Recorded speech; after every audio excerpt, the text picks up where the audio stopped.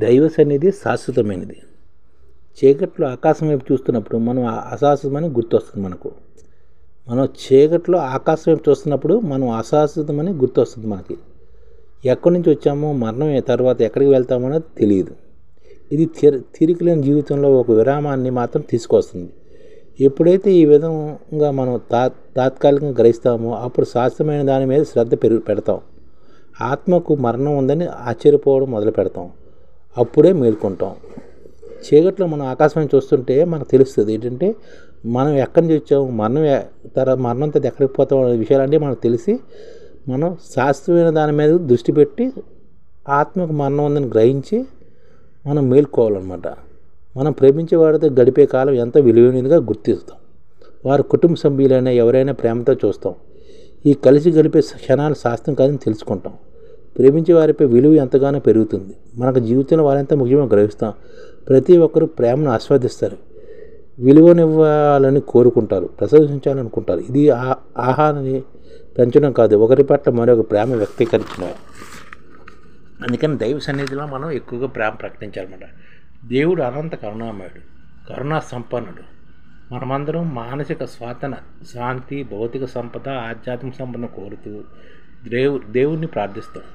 చిత్రం ఏమిటంటే మన అహంభావాన్ని, కోపతాపాలని, ఈర్ష్యాద్వేషాలని, భౌతిక వాంఛల పట్ల అనుబంధాలను తొలగించమని దేవుడు ఎప్పుడూ ఆయనకు అడగం. ప్రతి ఒక్కరికి దేవుడు దయతోనూ అభ్యంతరం పంపడానికి ఒక ప్రత్యేకమైన మార్గం ఉంటుంది. ప్రతిరోజు తెల్లవారుజామునే ఒక పాప గుడికొచ్చి దేవుడి ముందు నిలబడి కళ్ళు మూసుకుని నమస్కరిస్తూ కొన్ని నిమిషాల పాటు ఏదో తనలో తాను కొనుక్కుంటుంది. ఆ తర్వాత కళ్ళు తెరుస్తుంది, వంగి నమస్కరించి పరిగెత్తుకుంటూ వెళ్ళిపోతుంది.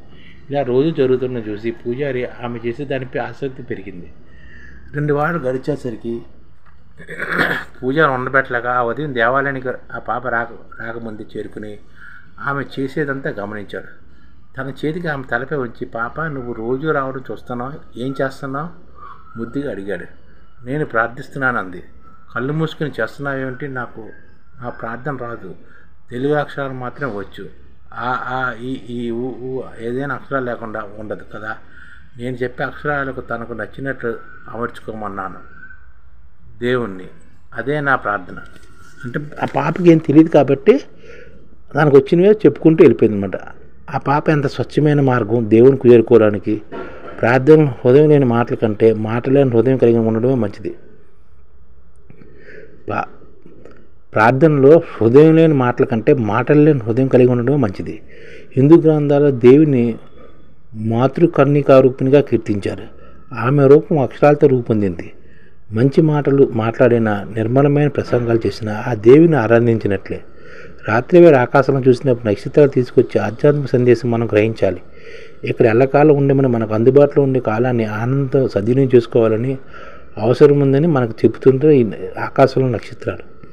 అందుకనే వాటిని తెలుసుకుని మనం గుర్తించుకోవాలన్నమాట. మెరిసే నక్షత్రాల కన్నా అంతరంగంలోనే కొలివే ఉండి ఆ దైవాన్ని చూసుకోగలిగినప్పుడే బతుకు ధన్యం అవుతుంది అనమాట.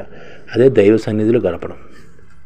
అందుకనే మనం ప్రతిరోజు ఆకాశంగా నక్షత్రాలను చూసామనుకో మనకు కొంతవరకు జ్ఞానోదయం కలుగుతుంది అనమాట.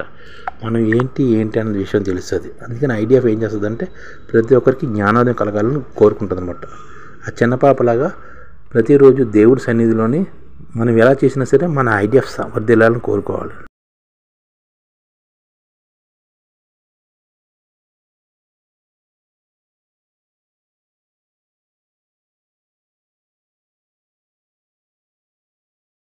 ఈ ఛానల్ ముఖ్య ఉద్దేశం ఏంటంటే మన తెలుగు రాష్ట్రాల్లో 1 కోటి మందికి సంఘటిత రంగాల్లో ఏ విధంగా ఉద్యోగాలు ఇవ్వవచ్చు, కనీస నెల జీతం 30,000 వరకు ఏ విధంగా ఇవ్వవచ్చు, ఏ విధంగా చేస్తే ఉద్యోగాలు సృష్టించబడతాయో వివరిస్తూ ఈ ఛానల్ వీడియోలు వస్తాయి. అలాంటి వీడియోలు మీకు కావాలంటే మన ఐడిఎఫ్ భాస్కర్ ఛానల్ని సబ్స్క్రైబ్ చేసుకోండి. ఐడిఎఫ్ అంటే ఇండియన్ డెవలప్మెంట్ ఫోర్స్. ఈ వీడియోలు చూసిన తర్వాత మీకు నచ్చితే లైక్ చేయండి, మీ ఫ్యామిలీ మెంబర్స్కి షేర్ చేయండి, మరియు మీ ఫ్రెండ్స్కి షేర్ చేయండి. Thank you. నమస్కారం.